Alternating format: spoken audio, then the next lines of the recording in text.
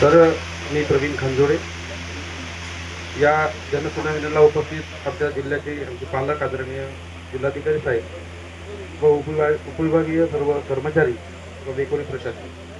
तर हा घोणसा जो प्रोजेक्ट आहे हा 2011 ते 2011 पासून या कुंभारखणीच्या नावानं पहिला प्रोजेक्ट सुरू झाला. त्यानंतर 15 वर्षानंतर पुन्हा एक्सटेन्शन भेटलं 2017ला 2017ला एक्सटेन्शन मिळालं आणि परत आता 2025ला परत ते अपेक्षण करून राहिले. आमचा प्रश्न असा होता सर की 2015 पासून 2017 पासून तर आजपर्यंत WCL प्रशासनाने CSRच्या माध्यमातून असो की WCLच्या माध्यमातून असो कुठलेही प्रश्न निकाली काढले व कुठल्या लोकांना त्याचं प्राधान्यक्रमानुसार त्यांना बेनिफिट दिलं. यांनी पहिलं ही सांगता केलेली नाही की आम्ही पहिलं काय केलं, म्हणजे आम्ही किती पहिलं शहाणपणा केल्या, किती चांगले कामं केले, तर आता आम्हाला या जनसुनावणीला आम्हाला सपोर्ट होईल असं त्यांनी कुठलेच कार्य केलं नाही. तुमच्या बोलण्याला शब्द ठेवून तुमच्या नावाला जिल्ह्याच्या पालकाला लक्षात घेऊन हे सर्व लोक आलेले आहे माझ्याकडे.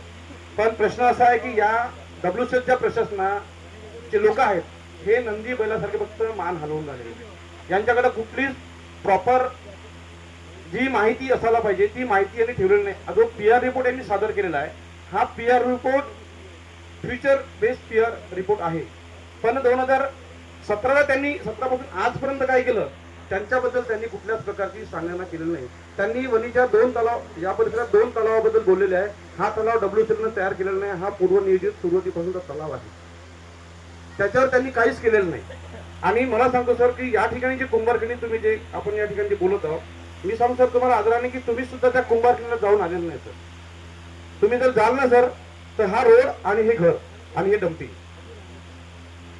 हा विषय सर जोपर्यंत आपण प्रत्यक्ष त्या ठिकाणी जात नाही ना, जोपर्यंत देवळात जात नाही तोपर्यंत देव दिसत नाही. तुम्ही आमच्या जिल्ह्याचे मायबाप आहे म्हणून हे लोक तुमच्यापर्यंत आलेले आहेत. तुमच्याकडून अपेक्षा या लोकांकडून अपेक्षा नाही सर. साधं आरोग्य विभाग यांचं काम करत नाही. आरोग्य विभाग WCLचा एखादी कर्मचारी समजा जर पडफूट झाला किंवा काही झालं त्यांना इथून वणीला घेऊन जावं लागते. इथे काय विचारा, आम्ही मदर माइन्सचे लोक आहोत. Rajur mother mines 1974. आता आमचं पण राजूर त्रिवेणी ग्रुपला जाणार आहे 25 वर्षासाठी अंडरग्राऊंड. सर काही नाही सर, सब धोकेबाजी आहे. सर्व सामान्य लोकांसोबत धोकेबाजी करत आहे. फंडाचा विषय नाही सर, फंडाचा विषय तर इथले आमचे वरचे अधिकारी पाहत बसतील WCLचे किंवा आपल्या डिपार्टमेंटचे. पण प्रश्न असा आहे सर की यांच्या माध्यमातून काय होत आहे, यांच्या माध्यमातून काही फक्त फातरमुतर सर शासनाचा रोड वापरतात होय, आपल्या गव्हर्नमेंटचा रोड वापरतात. काय रोड पासून तर वणी इथपर्यंत तुम्ही हाल पहा. तुमच्या गाडीला किती त्रास झाला असेल, तुम्हाला त्रास होते सर. ह्या लोकांचे काय आलं सर, वापर आमच्या जमीन आमची, वापर आमच्या शासना सर्व आणि मजा मारतात WCLचे लोक. का बरं सर, यावर तुम्ही लक्ष घाला. दुसरा प्रश्न असा आहे सर, आरोग्य विभाग नाही, यांच्या WCL स्वतःची एजन्सी आहे का तुमची?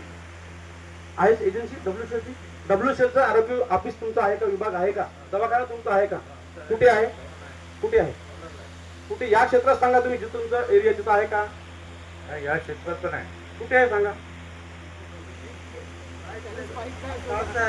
हम राजूर से हैं. हाँ, ये जो आपका पीछे है 10 कदम जाइएगा तो दिखेगा एक डिस्पेंसरी है. यहाँ से हर वो एम्प्लॉई रतन दवाखाने में, जो राजीव रतन दवाखाने वहाँ रेफर क्यों होता है, वहाँ रेफर क्यों होता है? पेशेंट का केस देख के हम लोग भेजते हैं. जो पेशेंट को यहाँ पे हो जाएगा क्या राजीव सर, वहाँ पे आप प्रॉपर या दिल्ली भेजना पड़ेगा वो हम देखते हैं. आप वहाँ पे प्रॉपर व्यवस्था करो. हाँ ठीक ठीक हो जाएगा, हो जाएगा. दुसरी बात यह है सर की WCLची डंपिंग कुंभारखणी लागलेली आहे सर.